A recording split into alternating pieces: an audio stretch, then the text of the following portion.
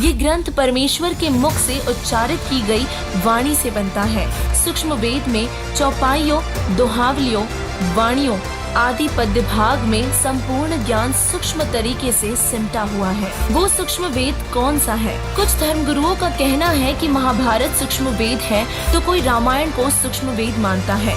कुछ लोग श्रीमद् भगवत गीता जी को सूक्ष्म वेद का नाम देते हैं। अगर इनके विषय में कहा जाए तो बात सीधी व स्पष्ट है कि ये सूक्ष्म वेद हो ही नहीं सकते।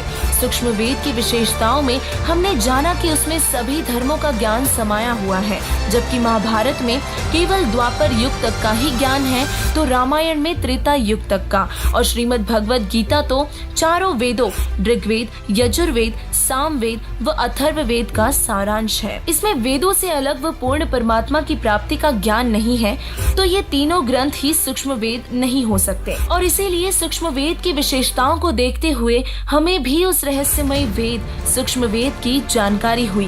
तब हमारी टीम भी उस वेद को प्राप्त करने के उद्देश्य से सभी ग्रंथों की जांच करके सूक्ष्म वेद को हासिल करने में लग गई थी। और फिर जो नतीजा आया वो ये था कि सूक्ष्म वेद पूर्ण परमात्मा के मुखारबिंद से बोली गई वाणी से बना है, जिसका नाम है कबीर सागर, जिसे कबीर परमेश्वर जी ने अपने मुख कमल से बोले हुए तत्व ज्ञान से संपूर्णता से लिखवाया है। धर्मदास जी के माध्यम से कबीर सागर की रचना पूरी करवाकर परमेश्वर अपनी लीला करके चले गए थे। दर्शकों, ये थी सूक्ष्म वेद की संपूर्ण जानकारी, जो हमें सिखाता है जीव हमारी जाति है, मानव धर्म हमारा, हिंदू, मुस्लिम, सिख, ईसाई धर्म नहीं कोई न्यारा।